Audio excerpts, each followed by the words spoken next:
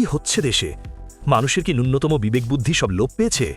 চট্টগ্রামের আনোয়ারার এই খবরটা পড়ে মাথা ঠিক রাখা দায়। ঘটনাটা দেখুন একবার। নবনির্বাচিত এমপি সারোয়ার জামাল নিজাম আসবেন হাসপাতালে আহত নেতাকর্মীদের দেখতে, আর সেই খবর পেয়ে সাধারণ অসুস্থ রোগীদের রীতিমতো সরিয়ে দিয়ে হাসপাতালের বেডে গিয়ে শুয়ে পড়লেন ২৩ জন সুস্থ সবল নেতাকর্মী। হাসপাতাল কি ইয়ার্কি করার জায়গা?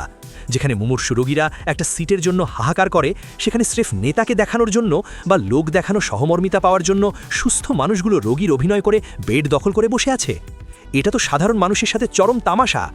সবচেয়ে লজ্জার ব্যাপার হলো, এমপি সাহেব আসলেন, তাদের দেখলেন, আর তিনি যাওয়ার পরপরই সেই তথাকথিত রোগীরা মিরাকেলের মতো সুস্থ হয়ে বিকেলেই হাসপাতাল থেকে রিলিজ নিয়ে চলে গেলেন। হাসপাতাল কর্তৃপক্ষ কি এতটাই অসহায় যে নেতার খাতিরে সাধারণ রোগীদের জিম্মি করে এসব ভণ্ডামিতে সাঁই দিতে হলো? জনসেবার নামে এই নোংরা রাজনীতি আর কতদিন চলবে? রোগীদের জীবন নিয়ে এমন ছিনিমিনি খেলা সত্যি মেনে নেওয়া যায় না। ধিক্কার জানাই এমন মানসিকতাকে।